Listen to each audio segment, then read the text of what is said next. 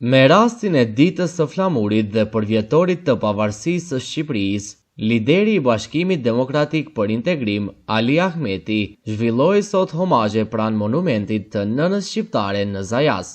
Ceremonia u zhvillua në një atmosferë solemne, duke kujtuar sakrificat dhe qëndresën e brezave që kanë mbrojtur identitetin kombëtar. Gjatë homazheve, Ahmeti theksoi rëndësinë historike të flamurit Kuqezi. Sot është një ditë e veçantë, ditë e shënuar. Për këtë ditë kanë rënë me mira dëshmorë. Është ditë që në vazhdimsi,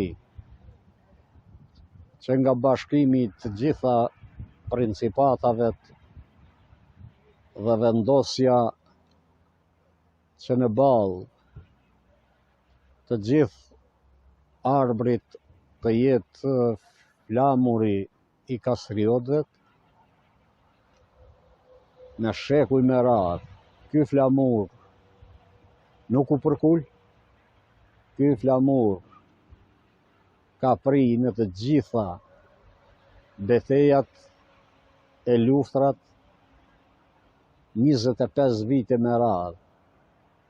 Skënderbeu e mbajti lartë e më lartë në rezistencën deri tek ndërtimi i shtetit të Arbërit. Këtë flamur lartë e më lartë e ka mbajtur Ushtria Shërbimtare e Kosovës, Ushtria Shërbimtare Kombëtare. Për këtë flamur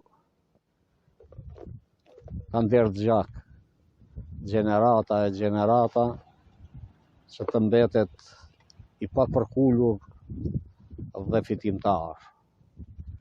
Prandaj me fanatizëm, kjo është një ditë e shënuar që gjithmonë do ta përkujtojmë si ditë të fitoreve të mëdha të kombit shqiptar. Lavdi të gjithë të rëndët për liri.